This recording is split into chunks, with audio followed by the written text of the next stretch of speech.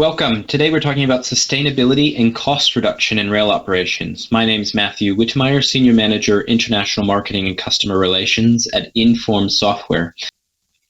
Rail is already the most efficient form of transport for containerized cargo over land. The Association of American Railroads reports that by reducing truck traffic by 50% on routes over 750 miles and converting it to rail traffic, the industry would save 26.2 million tons of CO2 annually. That's a huge number, and it's a prime driver, I'm sure, in the continued growth in intermodal freight numbers. The industry currently accounts for 2.1% of transport-related greenhouse gas emissions in the US, and this number will only grow alongside the growth of intermodal freight volumes. Simply resting on our morals isn't a pragmatic solution towards driving improved environmental sustainability as an industry. The AAR lists many innovative engineering and technology solutions that are driving green operations, including software that calculates the best speed for a train to travel, more efficient locomotives, anti-idling technologies, to name a few. Trainload planning, often the responsibility of the terminal operator, not the rail operators, has a significant impact on a train's overall efficiency and rail operators' bottom lines. The solution that we're proposing is an AI algorithm that helps intermodal terminal operators plan more aerodynamically efficient trains. We need to take a quick science detour to explain why this is important.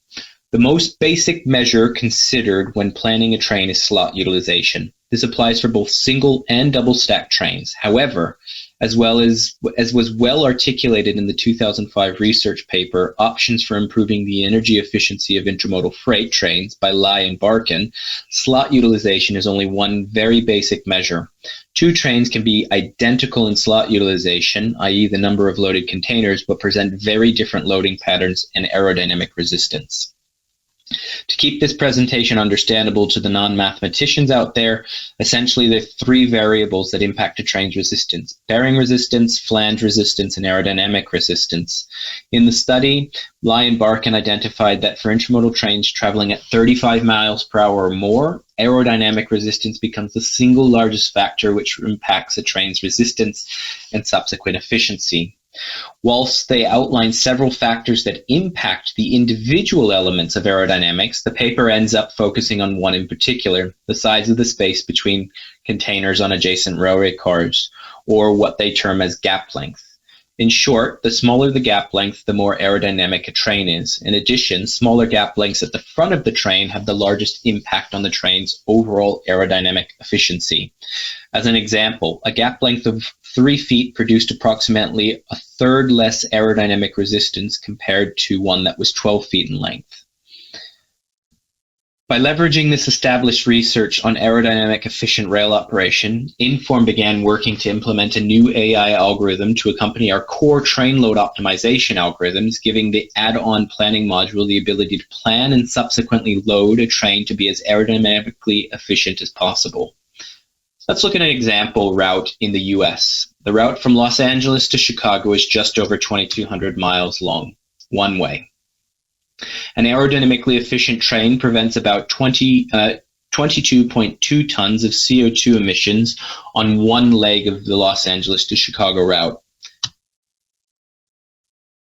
To help you understand the impact of this, it's important for you to be able to understand that what preventing 1 ton of CO2 equates to. According to the U.S. Environmental Protection Agency, the average passenger vehicle emits 400 grams of CO2 per mile driven. In other words, an average passenger vehicle in the U.S. will produce 1 ton of CO2 for every 2,500 miles driven. One journey optimization would save the equivalent of 55,500 miles of driving a passenger vehicle in the US. That's the equivalent of removing 4 cars worth of CO2 on each journey. Annually, these numbers stack up really quickly. A train that is optimized to be aerodynamically efficient that runs return 3 times per week will prevent 6,925 tons of CO2 from being produced. To use our example of cars, that's the equivalent of moving 1,250 cars annually from US highways. And that's just one hypothetical service between LA and Chicago run 3 times a week. Financially speaking, the study concluded that effective aerodynamic planning could save as much as 1 gallon per mile in fuel consumption. When the paper was published in 2005, Lion Barkin estimated a savings of $28 million per year on this route alone. Modernizing that, of course, because that was 15 years ago, I looked at the price of a gallon of diesel in the US on the 3rd of December, and it was listed as $2.44. A train operator planning their trains for both slot utilization and aerodynamic efficiency can save approximately $5,500 on each leg of this route. If we use the same example from our CO2 calculation annually, these numbers quickly add up too. The same train that is optimized to be aerodynamic efficient will generate a cost savings of $1.7 million a year on the LA to Chicago route when running 3 times return per week. Inform's Trainload Optimizer is an established product operating in multiple ports globally, including 2 ports in North America. Since late 2019, we've been working to adapt the core algorithms with the added functionality to plan trains to be as aerodynamically efficient as possible, while still adhering to the core drivers of the optimization module, namely improving slot utilization, minimizing rail car configurations, ensuring adherence to hazardous good requirements, and adapting to ad hoc changes in loading requirements.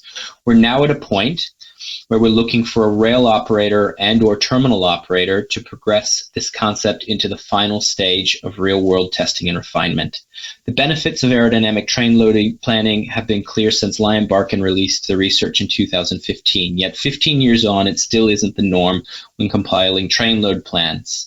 As an industry, it's time for us to work collaboratively, terminal operators, rail operators, and software vendors all coming together to transform the status quo towards environmental sustainability.